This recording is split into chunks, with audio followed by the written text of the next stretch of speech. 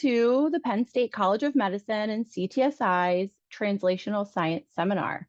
Today's presentation is about the iSMART program, and we are delighted to have you join us. My name is Jessica Petrie, and I'm a member of the CTSI team. I will be starting us off with some brief announcements and some introductions. The first thing that I would like to ask for you to do is to please put your name and email address in the chat for our record keeping.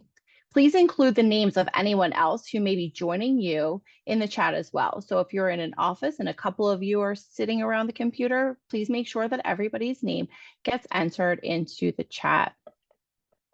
We ask you to please stay muted unless you're speaking, but you can use the chat for communicating. I will be monitoring the chat for any activity or any questions. Closed captioning is enabled if you'd like to use it, and we are recording these sessions for educational and quality improvement purposes. We will share all of the materials after the session, and you can also view previously recorded sessions by visiting our YouTube playlist. And for that, I will. Jess, I am so sorry. I accidentally muted you. Okay, we're good. So I put the link in the chat. There we go. Today's session is being brought to us by Abbey Fisher, who's the staff director of the iSMART program.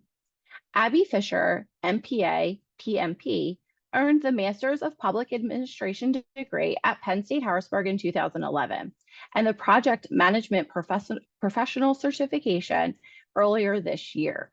Congratulations, Abbey. She joined the College of Medicine in 2015 as a human research technologist supporting an NIH-funded randomized control trial, RCT.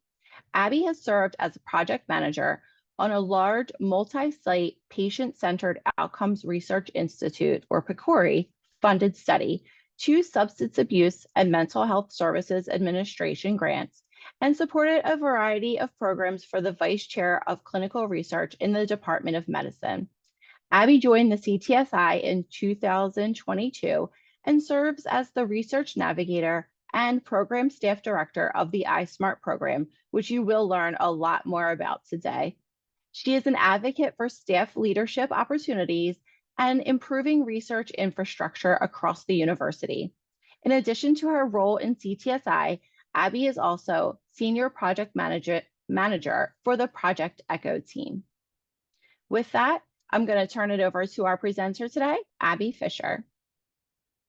Thank you so much, Jess. So thanks for that introduction. I guess I should know what I'm talking about today. So hopefully this presentation is useful for everybody. It's really nice to see so many familiar faces. And so I'm going to go ahead and get started. I did want to mention that I have a, kind of a standard seminar type of presentation, but we'll open it up for questions at the end. So if you have any questions while I'm talking, you can feel free to type those in the chat, and then we'll have those, we'll have plenty of time at the end for discussion. So I'm going to share my screen and go ahead and get started. All right, Jess, I'm going to ask you if you can see my screen in a second.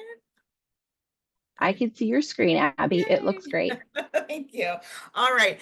So I also have to give a huge thank you and a shout out to the co-director of the iSMART program, Dr. LJ Van Scoy. Many of you know her. She is the director of workforce development and education in the CTSI, and she's also a critical care doctor in the Department of Medicine.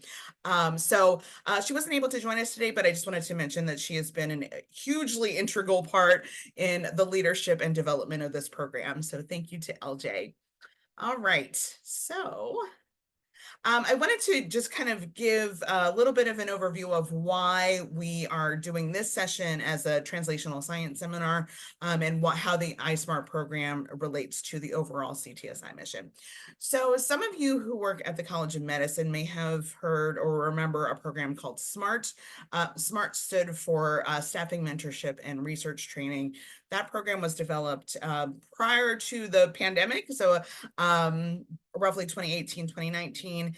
And then there was a pause during the pandemic, and now we've kind of relaunched that program, and now we call it iSMART. So, but wanted to mention that this is not a brand new program, and some of you may have heard about this, the general idea for the program before. And so just wanted to let you know that this is a continuation. So the iSMART initiative is really supporting the CTI's overall mission of providing tools and resources for clinical and translational researchers for whatever they may need across the research spectrum, and in navigating the research infrastructure here at Penn State. So I want to emphasize that we do serve all aspects of the university. So that is the College of Medicine, University Park, as well as all of our Commonwealth campuses. So anyone, any staff, faculty, or student at any campus can get in touch with us, and we're happy to include you in our programming as well as support you with any resources that we can.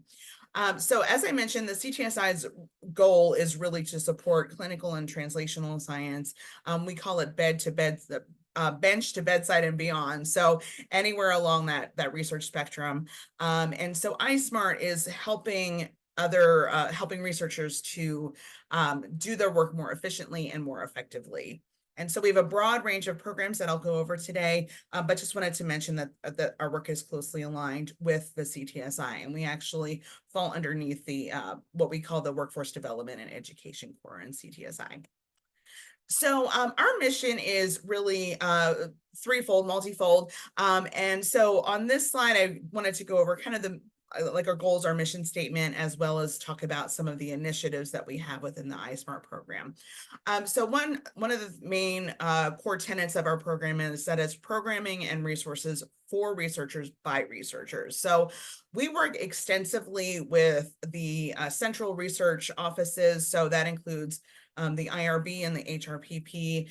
That includes both the Office of Research Affairs at the College of Medicine, as well as Office of Sponsored Programs at UP, and a variety of other research offices. But what we found, and this is certainly not meant to be a criticism of any office, this is just sort of the nature of how we get work done in the research space here at Penn State. But, you know, a lot of the offices that we work with on a regular basis are responsible for one component, or perhaps one or a couple of components of the research infrastructure. So obviously the IRB is responsible for patient safety, for making sure that protocols are written correctly and followed correctly, and that patient safety and ethical conduct of research is completed and compliant with federal and institutional regulations.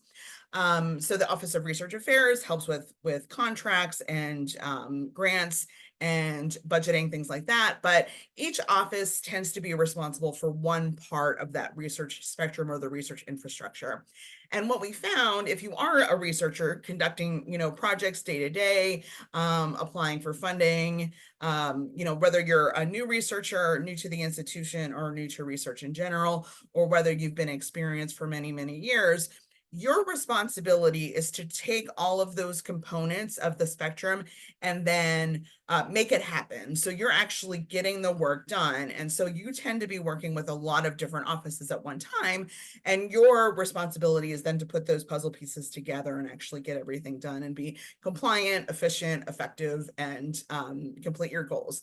So that can be quite challenging at times. And so what we want to do with iSMART is put together that puzzle, or help you put it together for you, so that you are not kind of having to do that on your own. It can feel a little isolating and really challenging, and makes you know, a lot of people get stuck and want to, you know, they either don't get into research because they find it intimidating, or they face a lot of delays or negative consequences along the process of getting work done when they find a roadblock. So we want to make sure that we're removing roadblocks, and we're really making it easier for everyone to get their work done.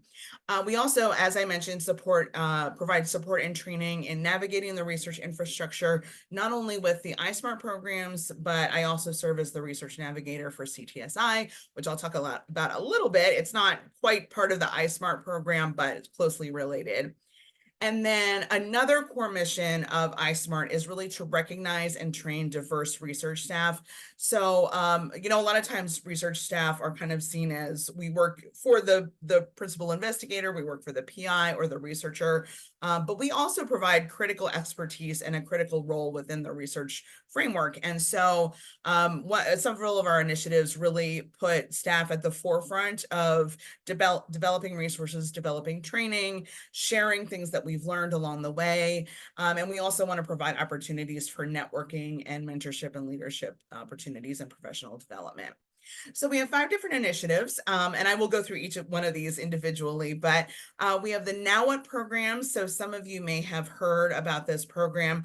We basically did a Project Echo style series that ran at the beginning of this year, January through June, and we are relaunching that in January of 2025. So I'll have some info about that in a second, but that's really a hands-on learning community where we are sharing really practical how-to resources and experiences, sometimes a case discussion of a situation that you may face that you need some help with. But those are really an interactive learning community that we want to create with researchers so that you can help yourself solve problems, but also help others solve problems based on your experience.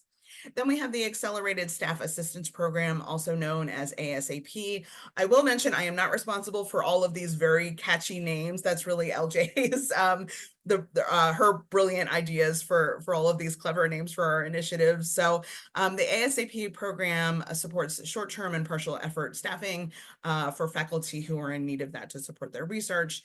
The next initiative is the Resource Repository, which I'll share you an example of that in just a little bit. And then 2 more programs that are up and coming that we will be launching very soon. So the first is the Champions program. I'll mention that in a little bit, but this is really the key opportunity for staff to participate in iSMART and to gain those professional development and mentorship and leadership opportunities.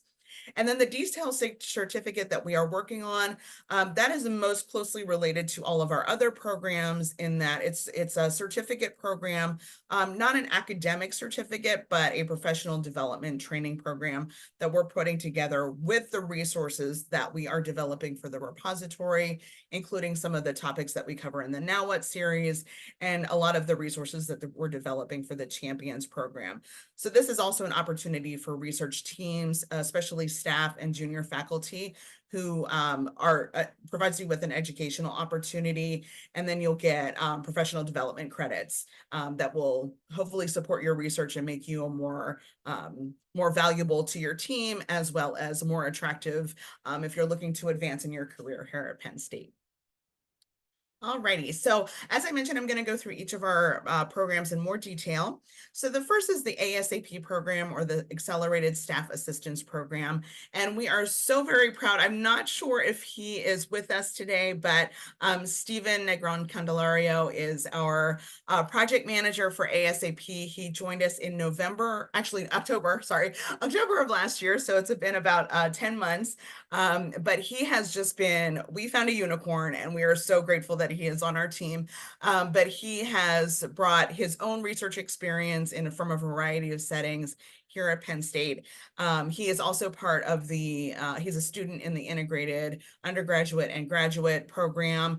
So he just recently completed his Bachelor of Science degree and just enrolled, or just started yesterday, the Masters of Public Health program here at the College of Medicine.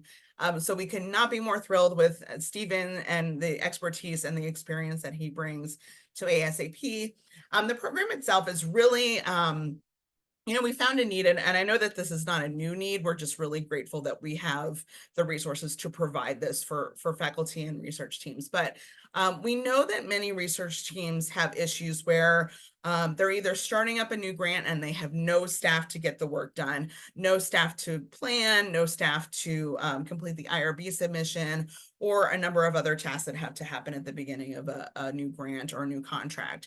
Other scenarios are maternity leave or parental leave, or other scenarios where you just need someone to fill a role to complete research tasks on your team for a short period of time, perhaps at low effort, something like a 10 to 25% effort.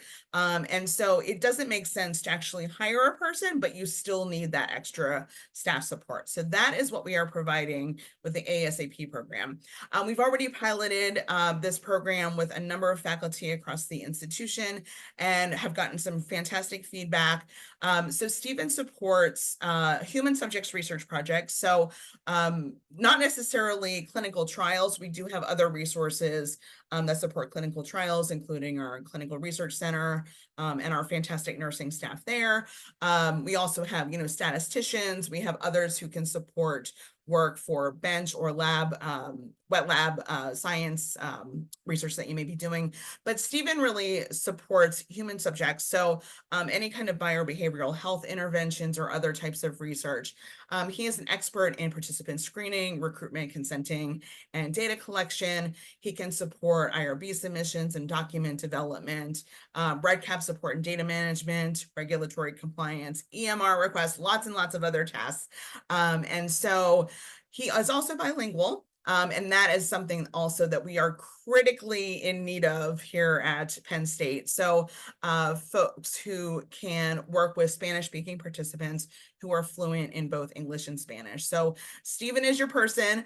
If you are interested in finding out his availability, please reach out to us. I put a link to the research request form in the presentation, and I can also put that in the chat if you'd like to request his services. So as always, the support is dependent on availability. He is at capacity right now, but certainly we are taking requests for later in the fall and into 2025. So strongly encourage you, if you think that you might need the support now or for a project in the future, we strongly encourage you to reach out as soon as possible. All right, and then, I'm sorry, let me go to my next slide. So I also mentioned the resource repository. So this is a brand new resource that we have. It's currently housed in SharePoint, so we are building the repository. As of right now, the actual resources that populate the repository are some one-pagers and some resources that we shared in our Now What series, but we are looking to build this out. So we have a very, very long list of all the things that you could possibly need to do within the research space, and want to make resources if they don't exist. We're not trying to reinvent a wheel here. So if there are resources available on a Penn State website or the College of Medicine website, we'd like to provide links to that. But again, this is really filling a void that we have found that it does tend to be a little bit difficult. And again, no criticism, but a little bit difficult to sometimes find what you're looking for, find the training that you're looking for, or find a document or an SOP that explains how to do something. Our philosophy behind the resource repository is that we're kind of using an 80-20 rule. So for about 80% of the things that you need to do with a research project, they're relatively the same every single time. So if you need to compensate your participants, you need to either use a CLIN card if you're at the College of Medicine, or you need to buy gift cards for your participants or some kind of voucher or payment system. And so that process is pretty much the same every single time. If you have a pretty standard, federally funded grant or contract, the process of getting that through the Office of Research Affairs or Office of Sponsored Programs is relatively similar every time. So we really want to make sure that we are providing consistent, regularly updated resources that take care of about 80% of the tasks or the work that you do as part of your research study. So we feel that if we provide those easy to find, easy to understand, easy to follow resources in a centralized location, that you can just go to that location, go to that repository, find what you need and get the work done, as well as have someone to talk to if you have any questions. That then allows you and hopefully allows our centralized research offices to free up some time that they would be spending training folks on the same thing over and over again, or it allows you to get work done more quickly and efficiently so that you can really spend your time doing the science. And it allows our centralized offices to spend more time helping folks who may have an unusual situation. We think that in the long term, it will also free up resources and time so that we can focus on truly innovative work and expand our research portfolio within the institution. So this this is really meant to make your work wherever you are, whether you're a researcher, a central office staff person or leader, maybe you're a staff person who's supporting it, maybe you're a pre-award departmental research administrator, a finance person. This is really meant to streamline your work so that you have the freedom to build, grow, learn more skills, and again, like I said, expand our research portfolio within the institution. So as I mentioned, I have the link to the SharePoint here in the presentation. Feedback is absolutely welcome. If you have ideas on topics that may be missing or that we should include, if you have a resource that you already are using on a regular basis that we should include, please feel free to reach out. I do have a caveat that we may ask you to help improve the repository or share some of the resources that you have or share your expertise if you do reach out for feedback. But just wanted to flag that as one of our initiatives with iSMART. And then, as I mentioned earlier, the Champions program. So we are expecting Excuse to me, launch. Abby. Oh, yes, go ahead. 1 second. We do have a question in the Oh, sure. chat. Do you have the link for the SharePoint site? Yes. Actually, I have it in the presentation. I will get that. I'll put that in the chat after the presentation. So I'll get the actual link that I'll put in the chat. Thank you for Abby. asking.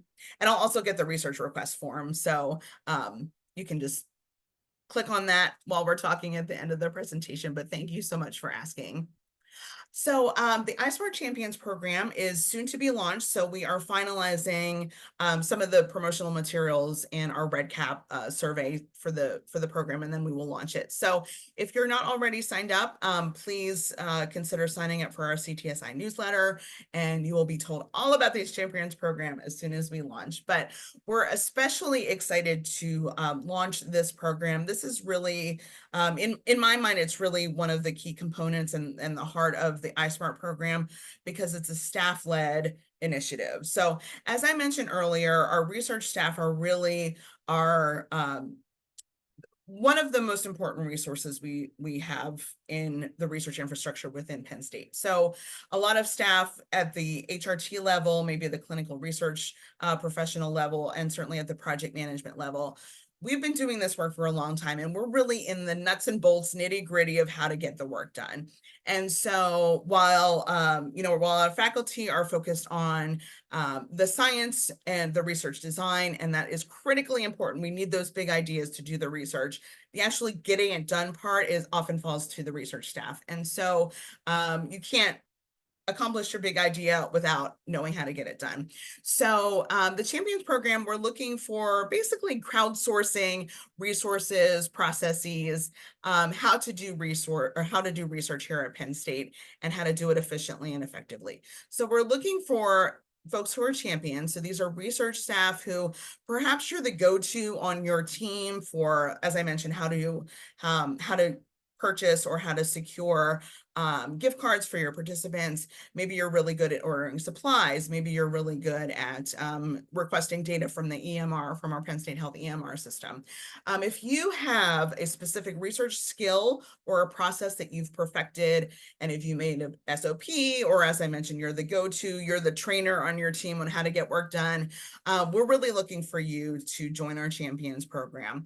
So we do want to make this as sustainable as possible. And so the lift here is really, we're not looking to reinvent wheels. So we're not asking for anyone who wants to learn and wants to develop resources, although we welcome you if you are interested in doing that, but really folks who have something that they'd like to share with their colleagues. So if you are interested in that, basically we have a few asks of you. So we'd like you to assist in creating or provide resources for the repository and things that could be shared with your colleagues. We'd also love for you to serve as a point person, basically that go-to resource that you may be providing for your team. We'd like you to be the go-to resource for others, either in the College of Medicine or the university in general, to provide guidance in your area of expertise. We'd also love for you to work with the central research offices to create materials and answer questions. We may ask you to participate in a quarterly office hours so that folks can come and ask you general questions about your area of expertise. And also we want to provide recognition so that this is something that you can include on your CV or your resume and really get the respect that you deserve because you are an expert in your field. So we're looking at things like digital badging and other forms of recognition for our champions. So I don't have it here. It's not ready to go just yet, but we will have a REDCap form that we would like to we'll send out to you when the form is ready and when we're ready to promote. And you can fill out your details, which department you work in or which school you work in, some of your areas of interest or expertise, and why you're interested in joining the Champions program. Then when we have enough folks who are interested, we'll do kind of a training and overview. And as I mentioned, we want this to be a pretty easy lift. So the commitment is probably a few hours per month, but we'll certainly be in touch with you with more details and work with you and your manager or supervisor to make sure that you have capacity to support this work. If you simply have an SOP that you want to share, we absolutely welcome that as well, kind of meeting you where you are as far as how much you'd like to be engaged. But if you are looking for a professional development opportunity, this is really a good way to do that. So more to come there. All right, and now I'd like to talk about Now What. So Now What is another initiative that I mentioned earlier. And the name Now What is kind of a wink to that moment of perhaps a little bit of panic when you don't know what to do next in your research. So perhaps you're a junior faculty member and you just got your first NIH grant. Now what do you do? How do you set up your research program? How do you set up your lab? How do you hire staff? How do you do anything? How do you get started? Perhaps you need to compensate your participants. Now what? Now what do you do? How do you get that started? If you are lost and have no idea what to do next, then Now What is for you. And even if you're an experienced researcher, I've been here for about 9.5 years, and there are still things I don't know what to do or how to do them. So always looking for resources to share. And this is really, like I said, that dynamic learning opportunity and that dynamic learning community that we are building. I need to clarify this. We are relaunching in January, not in fall of 2024, but we're relaunching in January of 2025. So please stay tuned for registration details. But it's about an hour once a month. We had been hosting them on the third Friday of the month. I'm not sure if we'll keep that schedule, but we will certainly let you know when we are relaunching. We just have a quick registration form and REDCap, something similar to what you filled out to join today's session. And so we are right now deciding on topics that would be most useful for researchers that you may need just a simple how-to. Perhaps you need some guidance, some one-on-one guidance, or some guidance from the actual research offices themselves. So we often try to have a member of the team that is provides that service. So we've worked with Jody and her team at the IRB quite a bit and other research offices to actually be a part of that session. And so we'll create a one-pager and a presentation on how to do the thing. But if you have questions, we have the actual person who would be supporting you in that work to be there and help answer questions as well. I think it also demystifies the process and puts a face to the work that we're doing so that it's not so scary to reach out to the IRB because they're all actually very, very nice people. So there's really nothing to be scared of. It's just, I think when you don't know how to do something, it can be very intimidating. And so we're really trying to make the process more accessible, less intimidating, and easier to accomplish. So as I mentioned, all the resources that we provided for our 2024 series are in the resource repository. And then all of the session recordings are available in our YouTube playlist. Again, that link is there, but I can put that in the chat when we're done. So the sessions that we completed in the spring of this year include, I need to submit my IRB protocol, now what, just got funded, now what, data use agreements, EMR data, and consenting patients from vulnerable populations. We know that that can often be a challenge. So we did a great session on that. And again, those recordings are in YouTube and the resources are in the repository. All right, so I wanted to also mention before I wrap up here and open it up for questions and discussion. So the Research Navigator is also available. So that is one of my primary roles within the CTSI. So as I mentioned, along with the iSMART program, our goal is to meet you where you are and help you with whatever you need help with. So any faculty, staff, or student at any campus across the university at any point in the research life cycle can send us a request for services that CTSI provides, as well as other centralized research support offices across the institution. So all you have to do is fill out that REDCap form, and then I will connect you with those resources, or if I don't know the answer to your question, I will certainly find out and help you get that answer. I also host office hours twice a month. So currently the office hours are the second Fridays at 10 and the third Wednesdays at 1. You can scan this QR code. If you're able to scan it on your screen right now, you can, or I also have my contact information, but would love for you to be in touch. You can attend the office hours or simply fill out the research request form, and would be happy to chat with you about what your needs are. So also wanted to mention, if you'd like to stay in touch, we do have a number of ways to do that. So the iSMART email, ismart@psu.edu.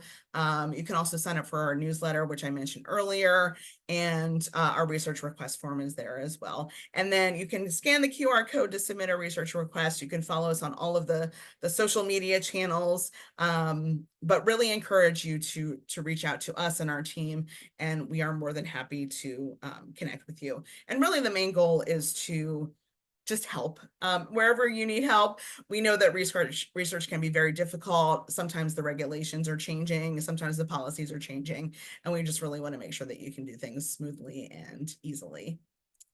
So also just wanted to mention the core services that we have at CTSI. I won't go over these in full detail, but if anyone's interested in the PowerPoint presentation, there are links to all of the toolkits and resources that we have available at CTSI. And all of these are available. You can basically, when you go to the research request form, you pick which services that you're most interested in. We have an explanation of what they all are if you have no idea. And then you submit the form, it comes to me, and then I'll point you in the right direction. And so would also just like to open it up for discussion. I think I have one more slide. Yes, before we open it up for discussion, I just wanted to thank several people who, I think some of them are here today. Really want to thank our steering committee. So Jessica Byler, Kelsey Stoltzfus, Nicole Tarr, and Shweta Singla. The original SMART directors, Jody McCullough and Alicia Hoke, our research pros director, Ashley Stauffer, and of course the CTSI leadership, Chen Krasniewski, Erica Francis, and Ellie Huggentugler. All of whom have supported, facilitated, encouraged us to do this work, and have been wonderful resources as we've designed the programs that we are now making available. So with that, I'm going to open it up for discussion. So really just want to know what kind of support you need to get your work done. If there's anything that I didn't cover that you have a question about, please feel free to ask. What kind of training would be most useful? What are your pain points, your successes, and any questions that you might have for me. And I think too, I'll stop sharing right now so I can see the chat a little bit more clearly, but, and I'll get those links for you all. But if anyone has any questions, please feel free to unmute and ask. Since we are such a small group today, please feel free to unmute and ask the questions. You can also use the chat feature. You can type your question in the chat, and Abby and I are here monitoring the chat. So we'll give you a few minutes to come up with and think of some questions.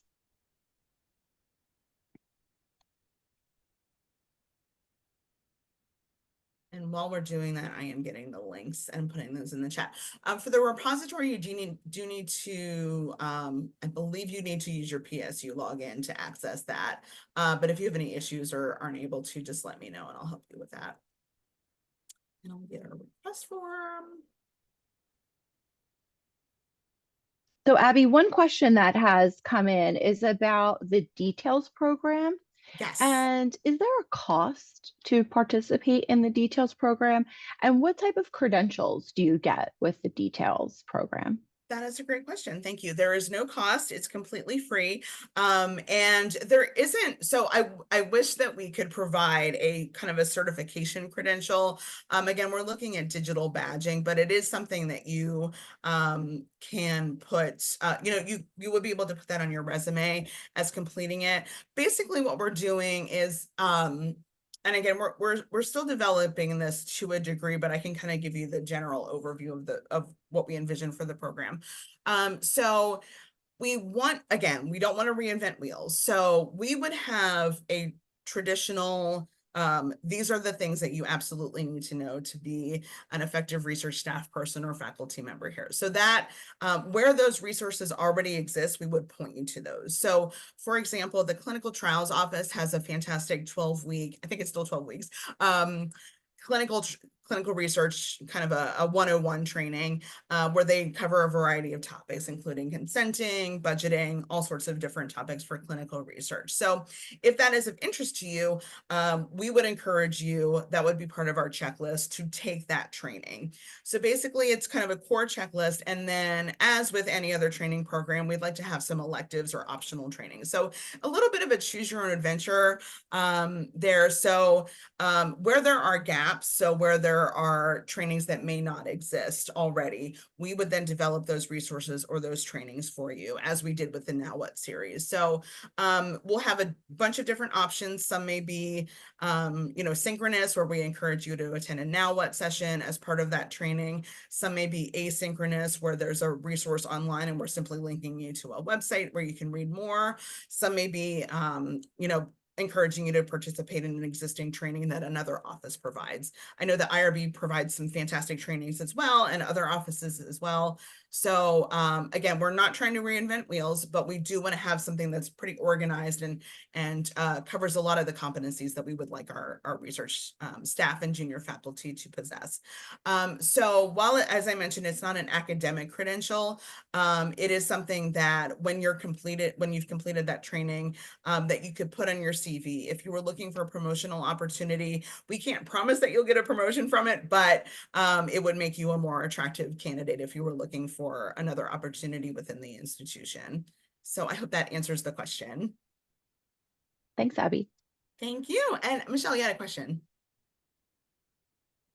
And you're the famous muting and unmuting. yes. Thank you so much. It was very informative, and I really appreciate all the things that you listed, because it's things that we're dealing at Rockefeller that we're looking at. One of the things that comes across when you're talking about pain points was every time we have a program or a bunch of programs, it's how to, because you started the SMART and then iSMART from 2017-18 to now. How does, do you have a group of people who are checking the content to see what's still current, like how big is your group? Because we have several programs, and it's great when we first started because everything's fresh, but maintaining that content, making sure links are relevant, information is relevant, people are still interested. Like, how have you been able to kind of wrangle that? Because that is, like I said, when you start a program, everybody's like, yeah, it's so great. Yes. It's happening. And then when you're trying to maintain it, you're like, oh my God, when was the last time we looked at this? Exactly. And that policy has changed, and that NIH regulations changed. Yes, totally. I totally understand. Yes. So we are fortunate. So because we are able to have leadership. So myself, LJ, we have other staff members who participate in the iSMART program. We are able to make sure that that is getting done. One of the requirements of the Champions program is that we're looking for folks who have capacity. So we'll be in very close contact with them to make sure that those resources, we're looking at probably biannually or definitely annually at the bare minimum, but making sure that there is someone responsible, be it the champion or be it myself or someone else involved in the program, who's responsible for checking in and making sure that those are updated. Because I totally agree with you that that's what, things go to websites to die and no one ever looks at them. And then you try to get information and then it's completely changed and you're just as confused as you were when you got there. One of the other things that I will not speak for Jody, I'm going to put her on the spot, but Jody Matthew from the IRB, but we have a really good working relationship with a lot of these offices. And it's really just a matter of asking, and the offices want to provide up-to-date information. Sometimes they don't have capacity to make something like, an SOP. And so that's something that we're able to provide. So we're providing the staffing. We work with them very, very closely to make sure that if we're doing a one-pager, like a step-by-step guide on how to do something, or a decision tree to help you understand where your research fits within the larger infrastructure, what forms you need to fill out based on what you're doing, et cetera. We work with them very closely, and we will just ask them, what is the correct procedure? Again, it may change. There are always situations where it depends. I know that's the IRB's favorite phrase, because there are so many unique situations where it's not as straightforward as we'd like it to be. So as I mentioned, we are kind of using that 80-20 philosophy where roughly 80% of the things that you do are the same and probably hopefully won't change, but if they do, we're there at the ready to change them, so that they can deal with that 20% of things that are evolving or new policies. Certainly, things like AI is on the frontier of a lot of the work that we do. So there are policies being developed as we speak to make sure that we're doing that work responsibly. So I think maintaining that relationship and having leadership with dedicated time to ensure that that is getting done is really the critical piece of that. So we're hoping that some of the programs that we've launched already have gotten some really great feedback. We want to make sure that they're worthwhile and effective for you. So any feedback that you have once you've utilized our services is absolutely welcome, so that we can also continue doing that work as well. So that answered. No, thank you so much. That was perfect. Thank you. And Kelsey, yes, I have actually presented to a number of departments already. I am happy to talk to anyone and everyone about this program. We both the Navigator and the iSMART program, but we really believe in it. We know that it is absolutely so necessary. And we just want to make things better and improve however we can. So we're looking for collaborators.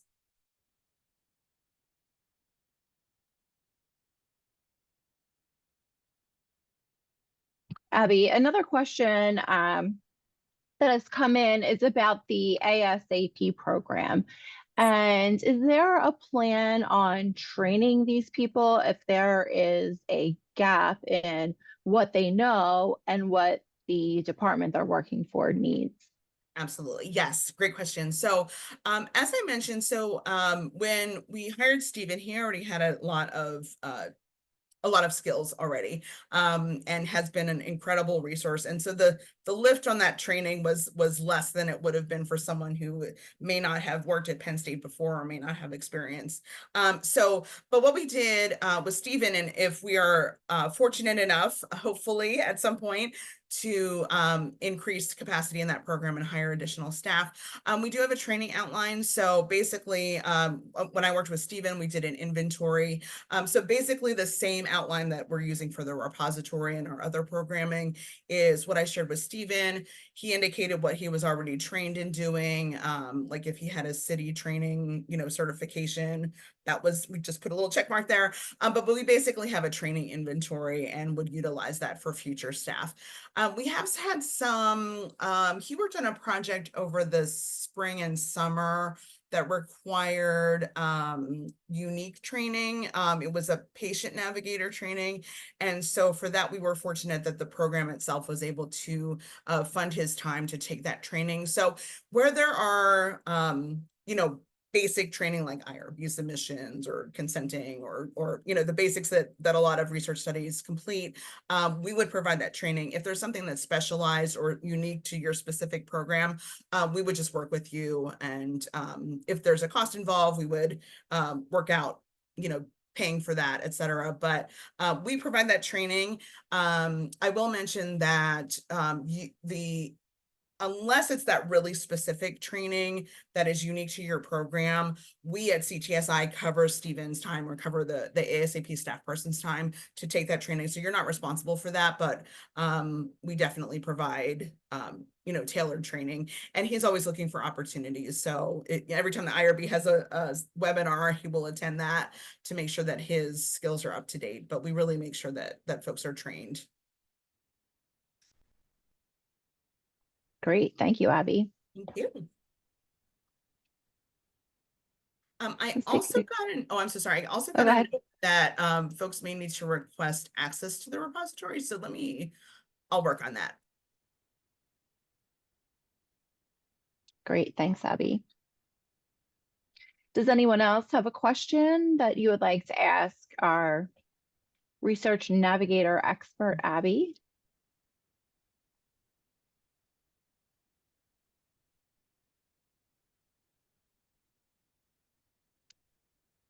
Well, if we have no other questions, and it's just because Abby, you did a fantastic job today. Oh, Michelle Yeah, I has was a just question. thinking, because this is such great work, because it's providing services and even to people who didn't realize they needed this type of service. Yeah. Because sometimes you don't know what you don't know. Exactly.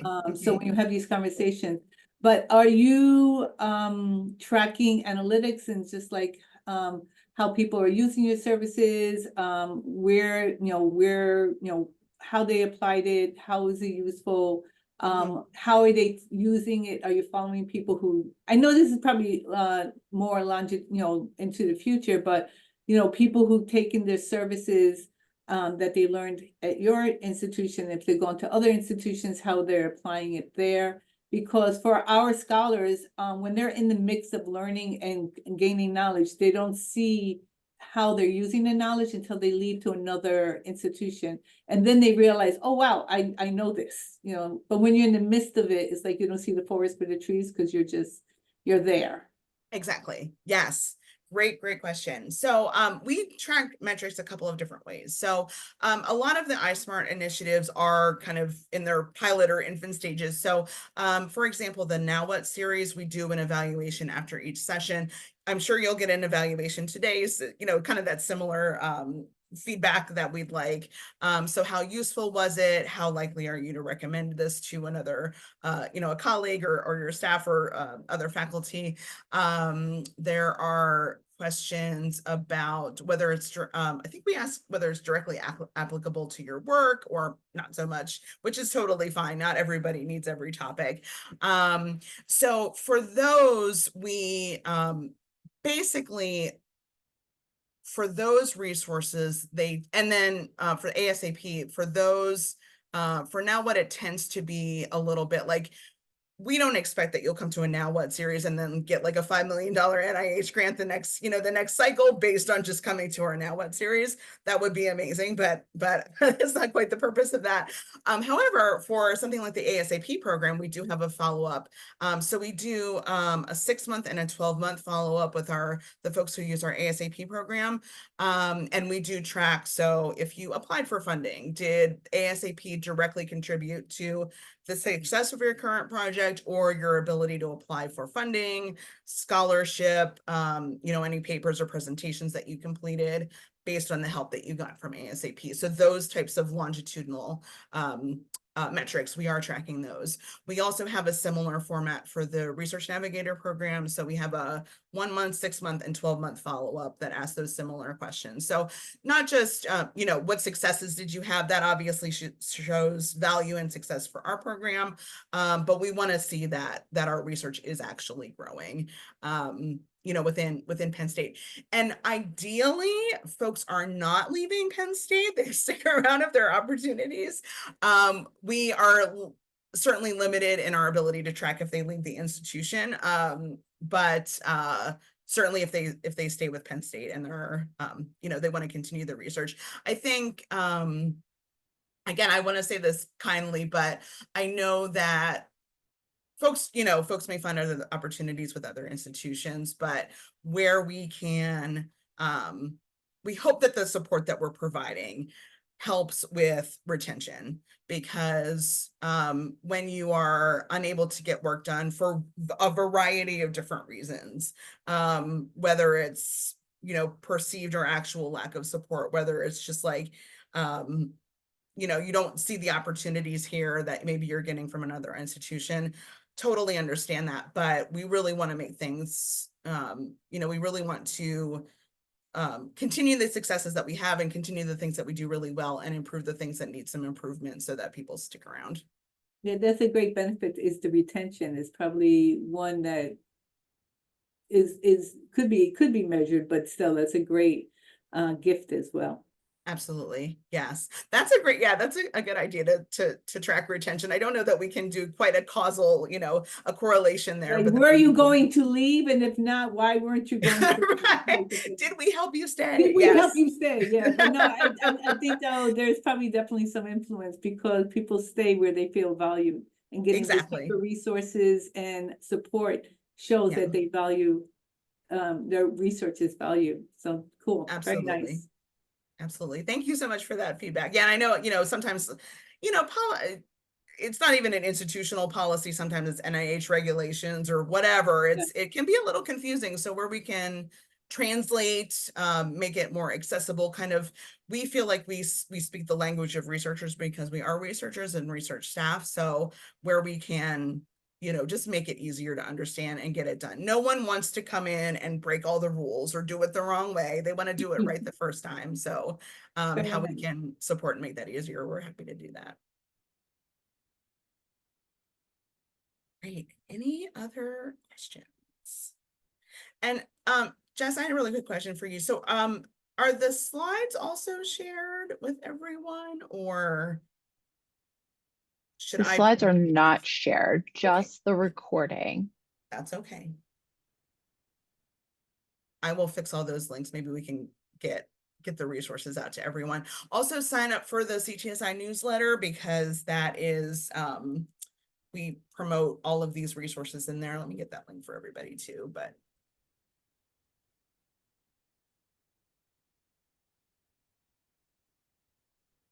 And for the folks that are left on the call, I just want to remind you that our next TSS series is on Wednesday, September 25th. It's at noon, same time as today.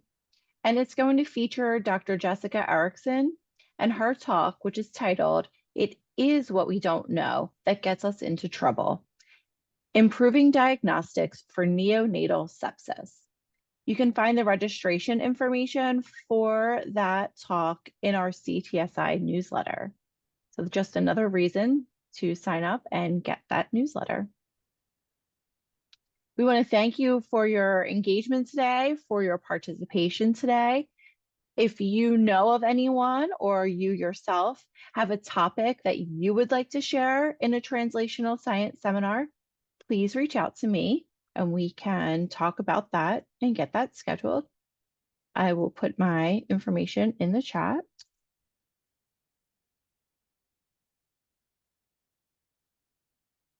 We want to thank you all for joining. And with that, we'll end it today. Abby and I will stay on until 1 o'clock in case anyone does have any additional questions. Thank you so much.